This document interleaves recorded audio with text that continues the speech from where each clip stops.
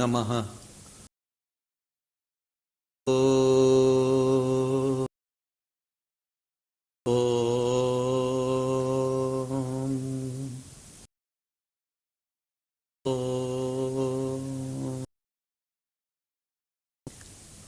पार्थाय प्रतिबोधितां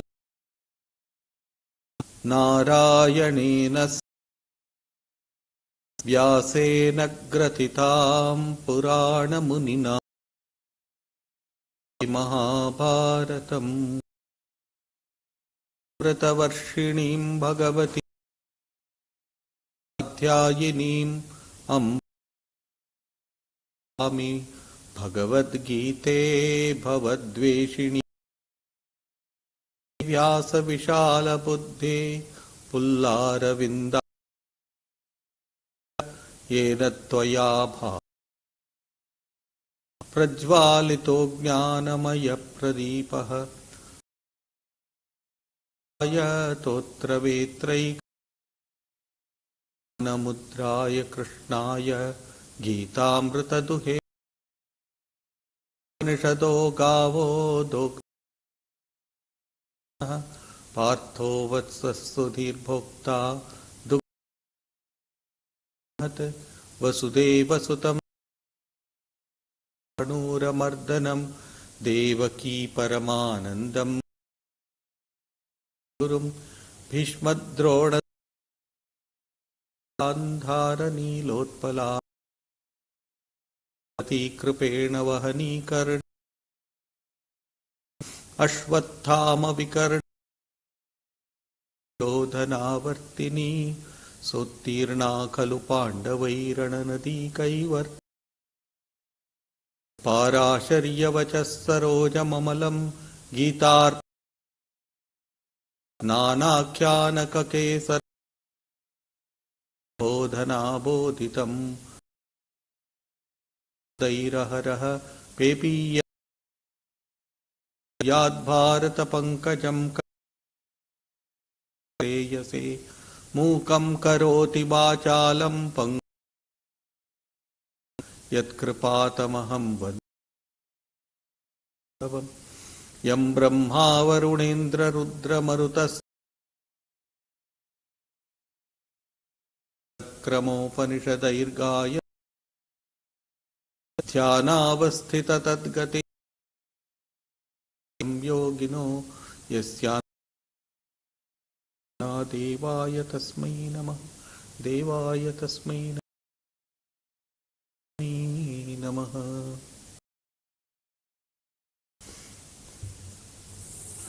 Welcome to the study of the 11th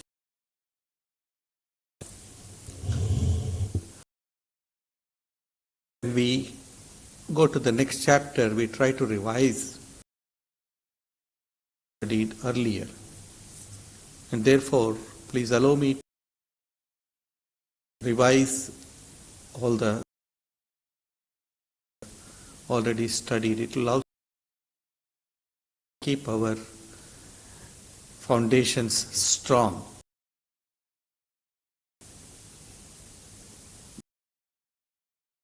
(700) verses begins with the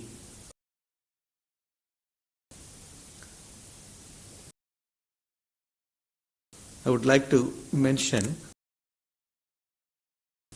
the Bhagavad Gita has been divided or classified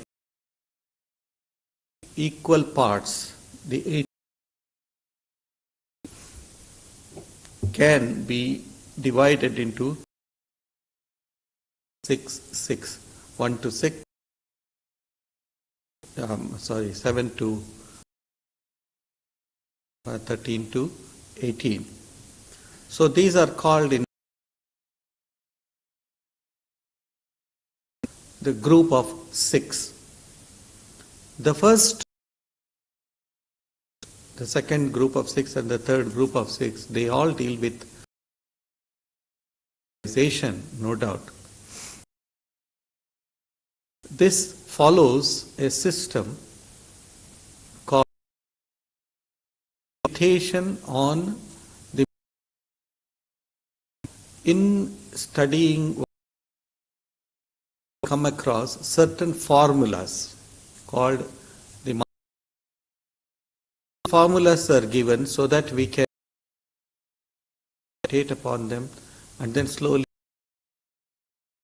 ourselves, our spiritual knowledge, and then attain goal. So, one of the Mahavakyas or one of these great formulas,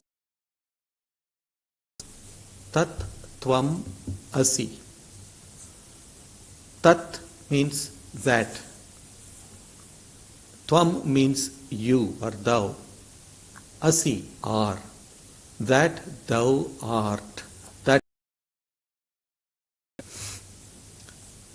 So these three words, Tat, Tvam, Asi, can have certain permutations and combinations. So here, while studying the Bhagavad Gita, we come across this statement that the Bhagavad Gita deals with these three words of the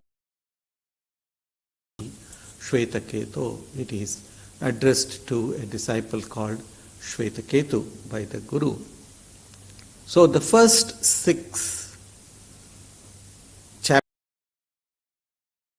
to chapter 6 deals with what we call in Sanskrit as Tvam Padartha. You. Who are you? Try to know who you are. We begin with our present status. We are buffeted by lot of trials and tribulations, and therefore we want to come out of these trials and tribulations and achieve to the highest. Deals with Tvam you. And then the next 6 chapters, 7 to 12, deals with Tatpada. What is the nature of the divine? And then the last Shatka, the last group of 6, the third group of 6, deals with Asi, that thou art. I will explain this a little more while we go ahead with this revision. So, we want to know who we are. Are we just this body mind? Or do we come to this world and then do whatever work we are supposed to do and then go away? Purpose in our life. The scripture says no, there is in your life than mere leading a life of an ordinary life is not much different from an animal life. They are also born and then they will also die one day without. So this Bhagavad Gita says no, don't do that. Inquiry and try to find out who you are. Keep on asking this question, who am I, who am I, who am I? Voice will say from within yourself, I am that, Aham Brahmasmi. We, while revising the Bhagavad Gita, we will go through some of these points that... So the first chapter of the Bhagavad Gita is known as Vishada Yoga. It's very significant. Morose, tiredness, Vishada, depression. Terminologies can be used. Arjuna is overcome with depression, with tiredness, so to say. He said, I don't want to do. This term Vishada comes from a Sanskrit root. All the Sanskrit root, and you can use it with preposition and then change the meanings of the words also. So, Sat is term explained in grammar as Visharana Gati Avasadana.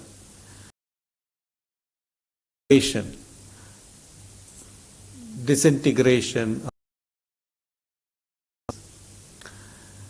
And then Gati means Gati, moving.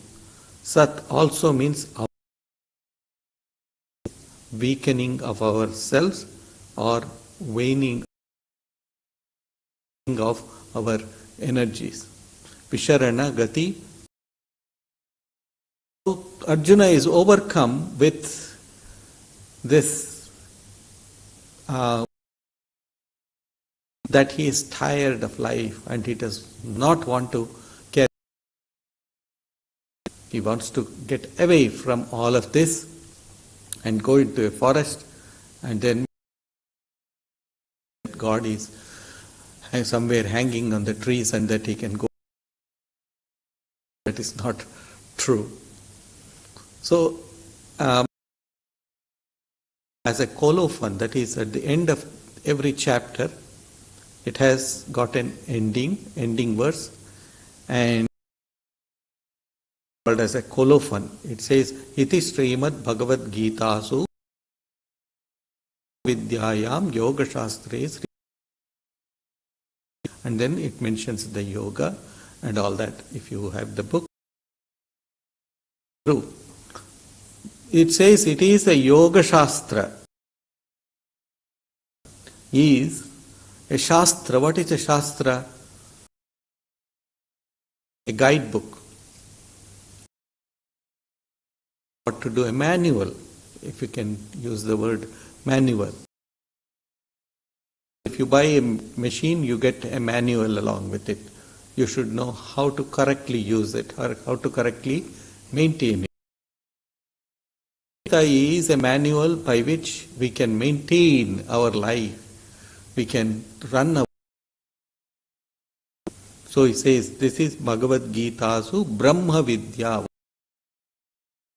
This contains Brahma Vidya, the nature of this. It gives you the experience of the ultimate being, Brahman or the supreme being. And then it says, the ultimate goal of your life, how should I approach it? With Yoga Shastra. Application of the principles that are there in the manual, we just have to apply it in our, put the things together and then work. So that's what we have today. We have both technology, science and technology. Gita begins with the word dharma. And then it says, Kuru Kshetre. At all circumstances of your life, that means virtue, the path of virtue. Why? Because when you try to virtue, great is the danger. Disappointed, dissipated, and depressed. Kshetre dharma kuru. So the Bhagavad Gita starts the first verse with, and then it ends with a very beautiful verse. Krishna says, Dhruva, Arjuna says, Sanjaya says, Mama. Mama means my. My to the front and say, what is it? What does it deals with? Deals with what is my duty in life that I need to follow. Whole discourse of the Bhagavad Gita deals with in order to raise myself from the brute level, from the divine level, to the level of what is my dharma, what is my standing firmly on the pedestal or the place as I am situated, and look beyond, behind me, then I go forward. This is called as simha. In logic, this is called as simha avalokana. A lion, when it does a strange thing, it does not just go and run away. A few steps on the ground, looks around and makes and that it does not have any hidden enemies. So in our life also we need. Our Swami Sridharanandaji used to give he says in the army barracks in Lucknow, there are road signs here and there. Look around, stop, look around, and then proceed. If you are on a T-junction, no cars coming from either of the sides, and then we must stop and then look around, and then we must proceed. Similarly, life also, we need to make this evaluation continue. Nowadays in all corporate, that there is a continuous evaluation of your performances, continuation evaluation of your attitude towards colleagues and so on and so forth. So this is very important. We should not just run away from everything or just keep going, but we should also come. Say in Bengali, more every now and then you need to follow this. What is it? Mind. Watch your mind. State for some time, which is a part of meditation. You need to place yourself in a place where there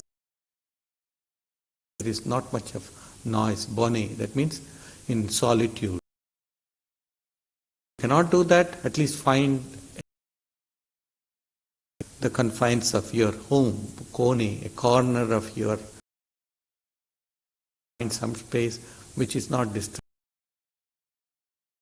So this looking into yourself and also looking behind yourself is in our life. Arjuna, shoka and moha. Shoka is sorrow and moha is attachment. To be treated for this misery as well as for the attachment that it causes in our life.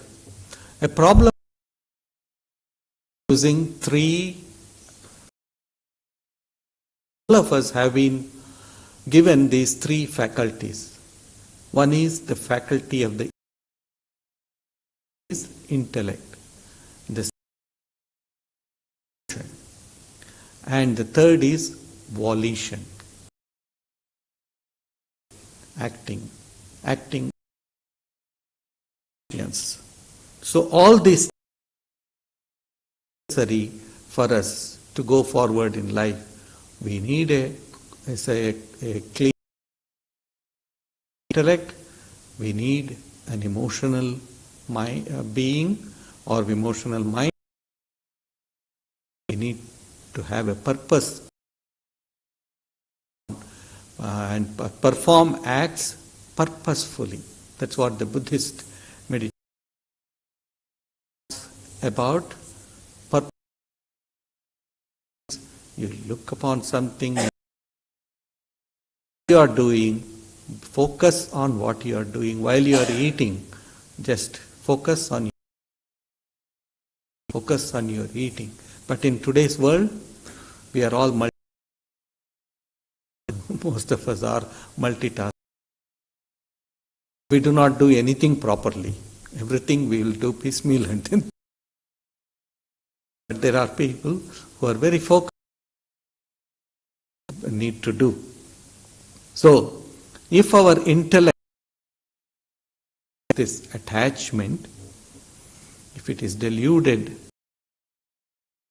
our intellect we cannot and wrong, then it influences our emotion. It's a very important. Intellect is clouded by attachment, emotion. The emotive personality be able to perform anything with volition, with a free will, because then they are clouded by shoka and moha. These two words are very important in a scriptures. Shoka is misery, sorrow, which the first truth that he spoke about is misery in this world. There is sorrow in this world. There is a path also to come out of sorrow. So here we, in the first Gita, we come across this idea that we are to this shoka, we are all subject to this. We need a guide like Sri Krishna to come out of this.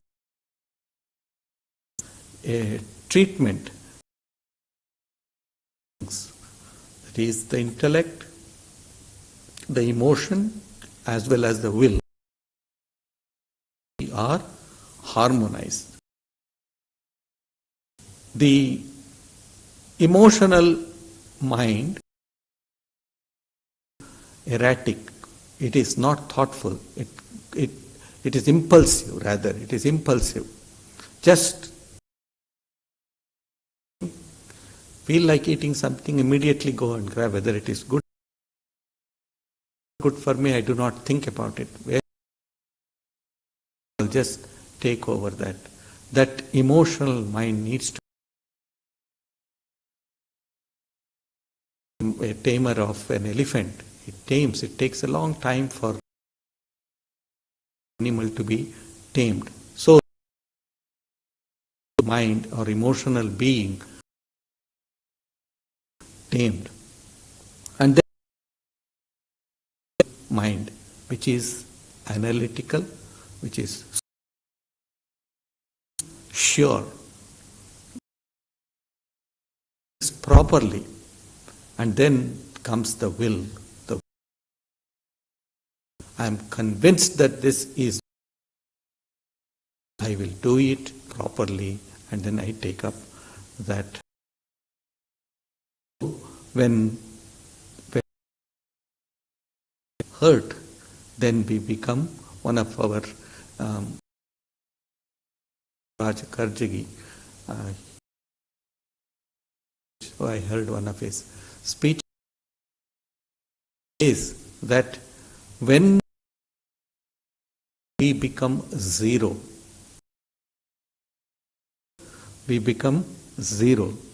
what we need to become here. And he says, what does H mean? Have a hurt.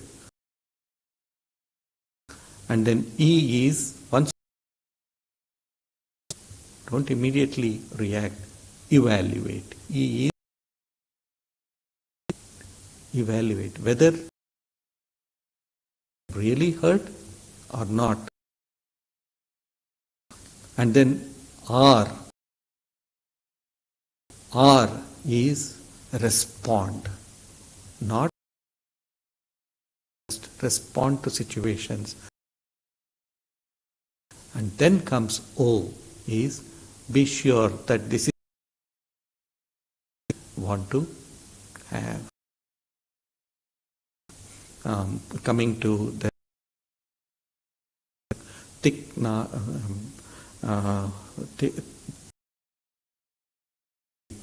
passed away about a year. He used to give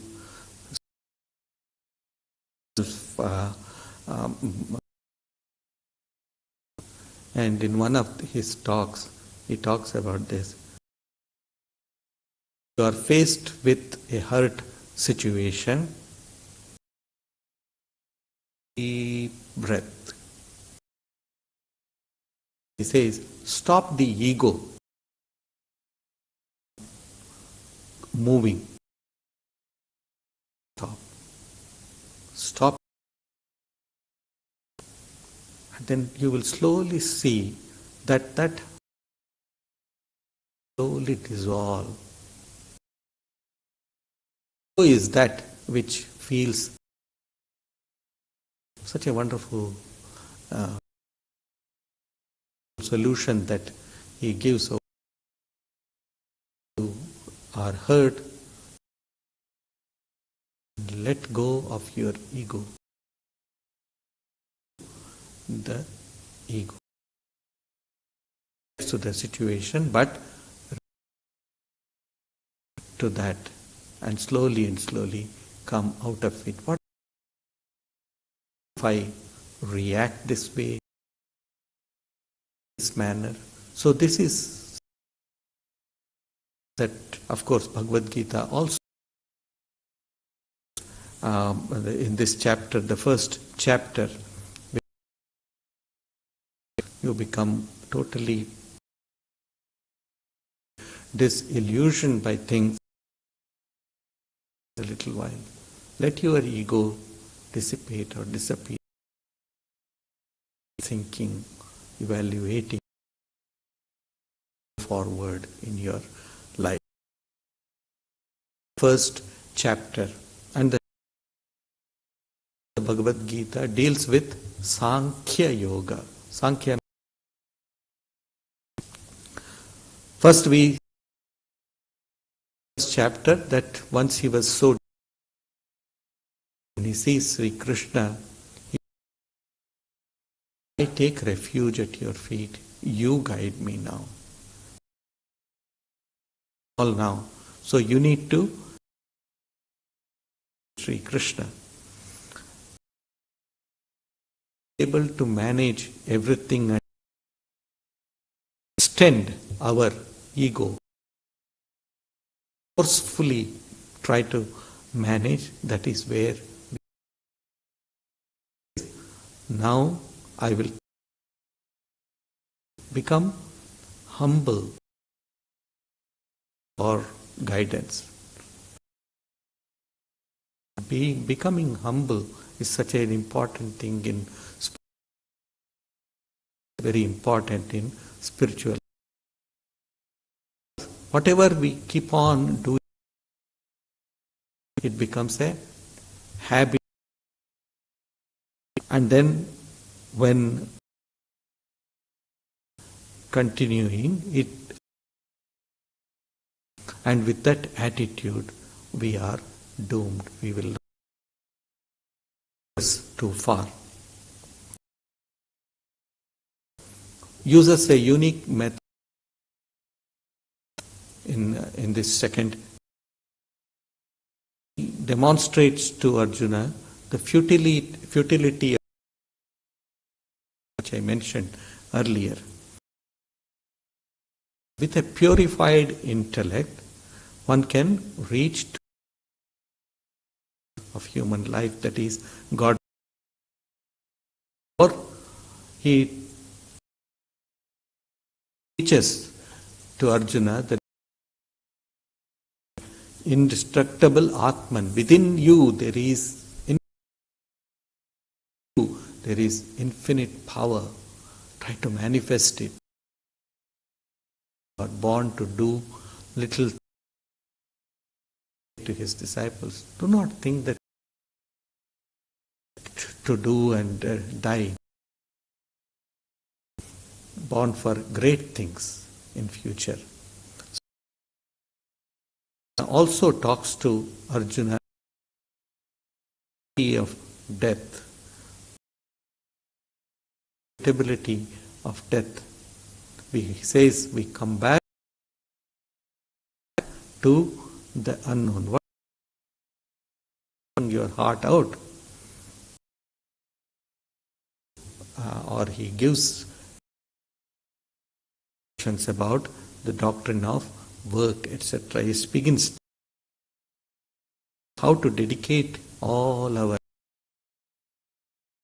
duties to the also places before Arjuna the concept of sthita prajna, lead a life of state. We all respect and love. So how that is the subject matter of the second chapter. He is like us. He is always hearing about this, the highest goal of life. Confused. He says, yes, you are talking about the highest goal of the self, but again, form action you are asking me to keeps on binding us, isn't it? How can work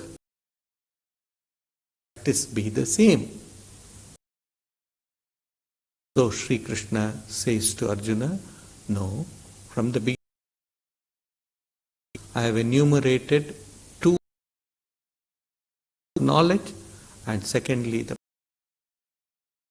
and action. Yoga there means both the path of divine. One cannot by stopping training from work.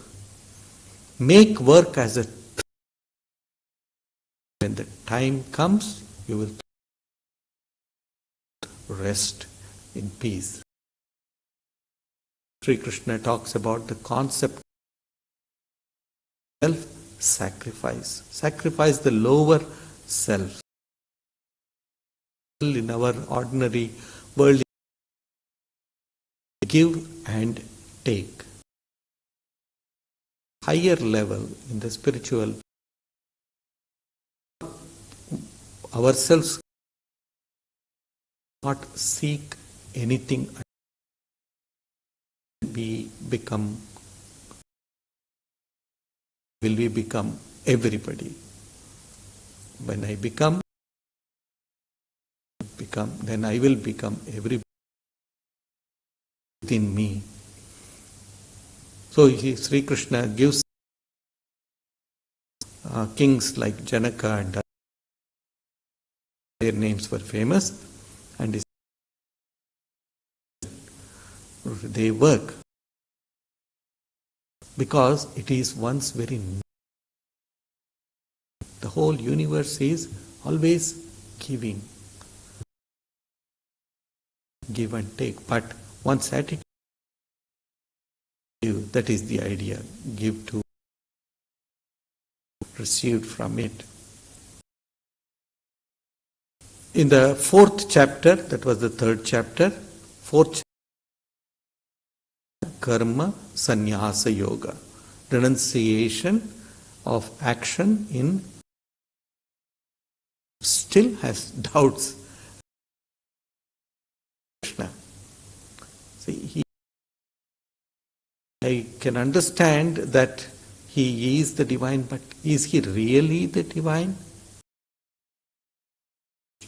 Haunted Arjuna. Then Sri Krishna, incarnation of the divine, and there he comes up with that great statement, yada yada hi dharmasya glanir dharmasya tadatmanam srijamya paritranaya sadam dharma samsthapana yuge yuge. That means I come whenever the virtue declines, hold. So I come and then I up, which I have been giving from time. Parapraptamimam rajarshayo viduhu. I have been knowledge. Through generations it has been, it gets bogged down, it gets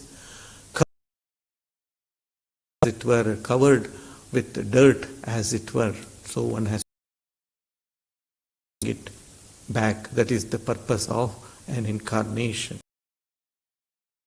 Fifth chapter, which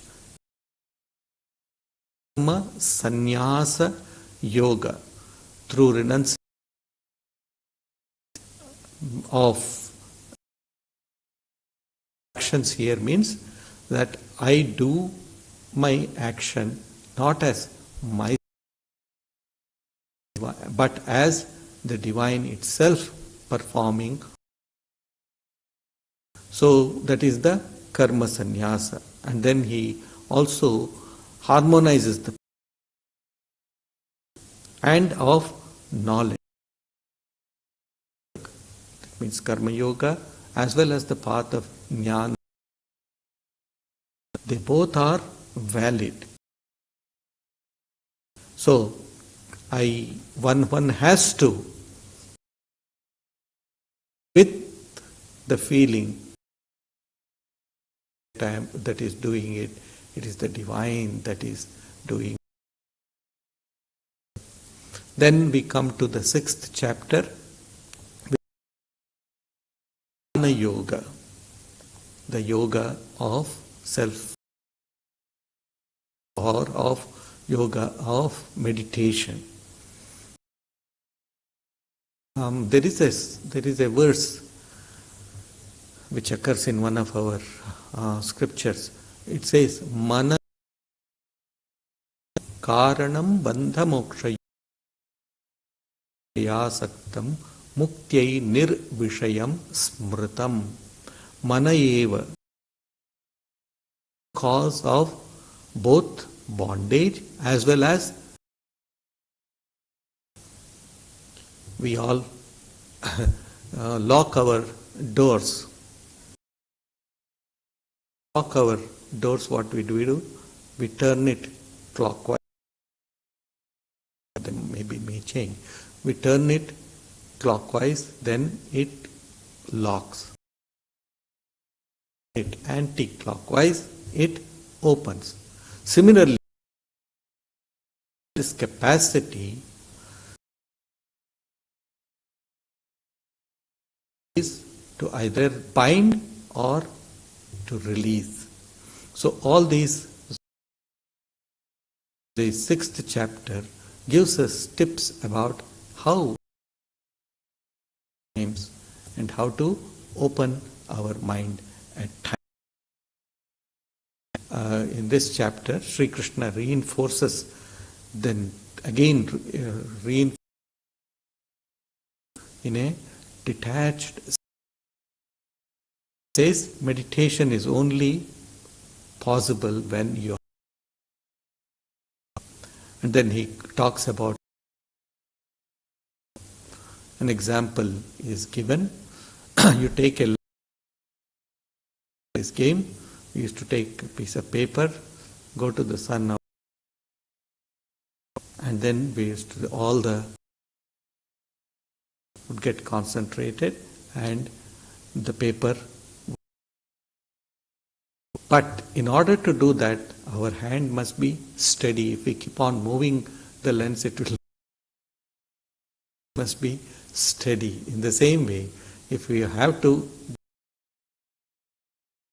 upon the divine, we need our not dissipated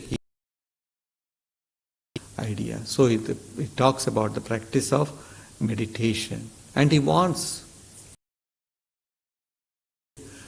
Don't think that it is very easy, but nothing.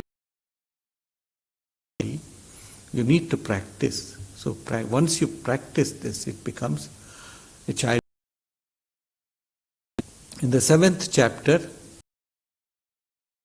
Jnana and Vijnana, that is knowledge and in this chapter he emphasizes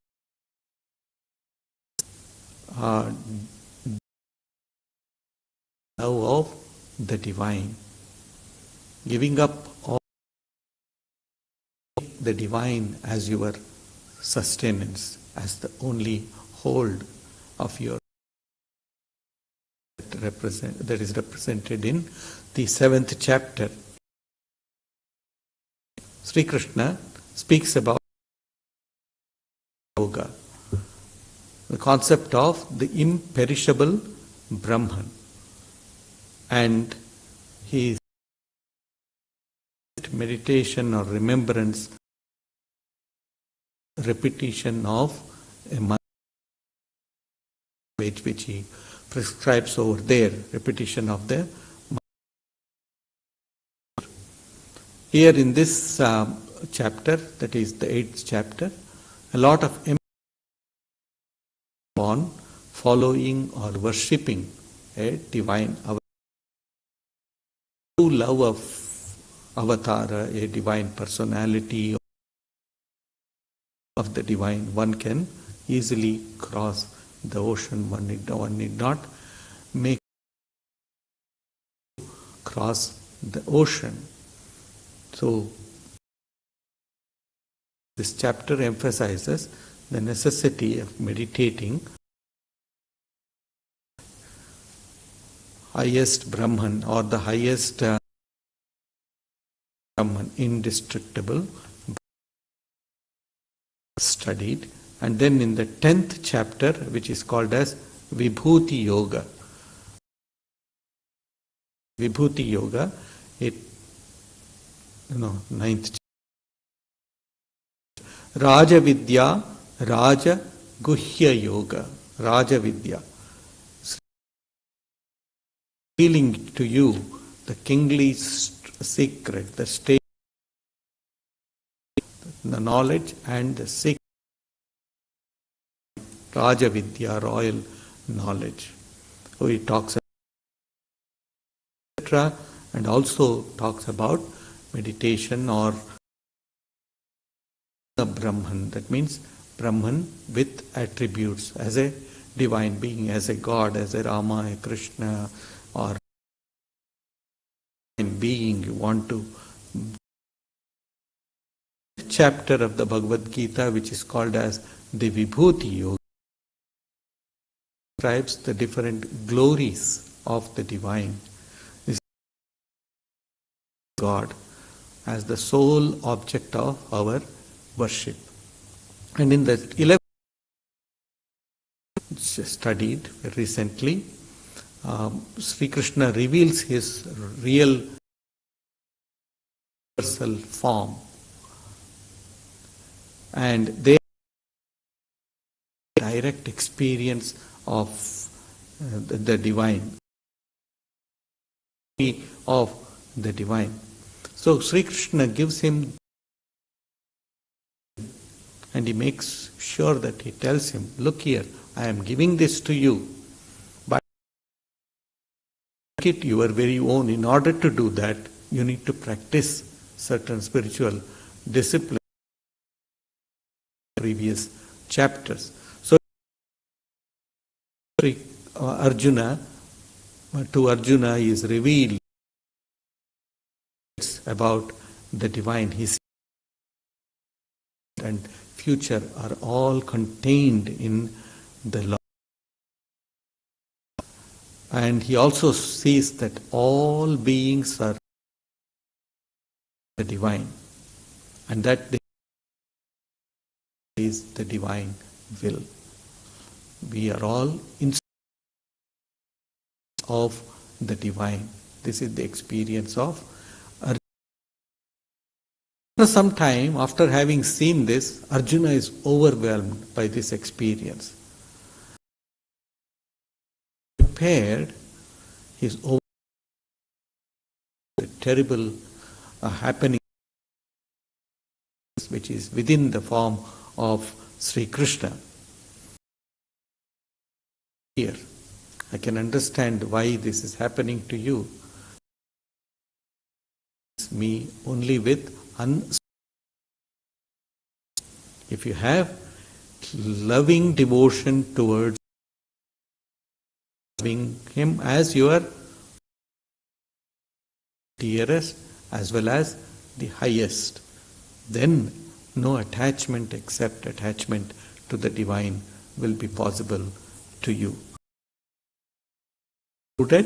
And we will be starting the 12th chapter, Yoga, how to commune with God, be in contact with the divine. Devotion is mentioned in this chapter. Yoga. We chant every day here in our ashram. And the composed it. There he says, Bhaktir bhagascha bhajanam bhava bheda. Bhakti, what is bhakti? What is devotion? Bhagascha bhajanam. Remembering the glories, the qualities of the divine. A book called The Imitation of Christ by Thomas. A wonderful book. When Swami Vivekananda traveled the length and breadth of India, two books along with him. One was the Bhagavad Gita and the other was the Imitation of Thomas A. Kempis, not the Practice of Presence of God, but Imitation of Christ by Thomas. The author, seeker, he circumstances and then to that level of understanding wherein he can find out done if he were put under such circumstance. What would have Christ done if such trying circumstances? It is accompanied with reflections as well as prayer. So, I will think of the glories. Where I am stuck, I will try to think about what the divine circumstances or what would be the will of the divine under circumstances. Possible for us to do? Yes. Intellectually we can. Slowly we connect ourselves emotionally to. Once we are connected, when we built this building, there was no, but we didn't have a power connection. So when we applied to the grid for a, and then as soon as we were connected, lights etc. Were powered. In the same way, we all to the very source. The source is the divine. Ourselves to this source. Everything else becomes clear. Have lots of questions in life. Why does this see good people suffering? We ask this question continually. Wicked people get away with murder and it is the sweet will of the divine ultimate. This, through such trials and tribulations, purified in fire as it were.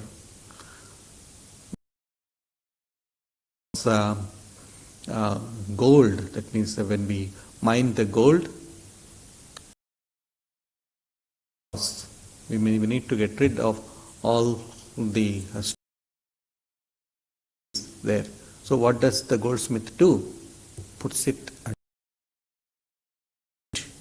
immense heat, 1000 degrees or even more. Comes out the pure gold. So when such trials, and be patient and then say, "Oh Lord, thou," but make sure I am able to hold on to you. So this bhakti yoga deals with this subject of how to love God, or how to connect ourselves, how to commune, how to relate our actions with the divine. So we will study this chapter in due course. It's a very interesting chapter. It's one of the most interesting chapters. It's not a very big 20 verses, but it's an extraordinary. So we will take it up when we meet next year. We have our monthly prayer meeting here. So we will have it from 10:30, not 10 o'clock. At 12 p.m. we will have some singing devotional songs, and then we will also have the motherhood of the divine. Since today is, thought we would develop concept of mother. We are all welcome to attend to this program. Antakaram bhujagashayanam padmanabham suresham gagana sadrisham meghavarnam shubham kantam kama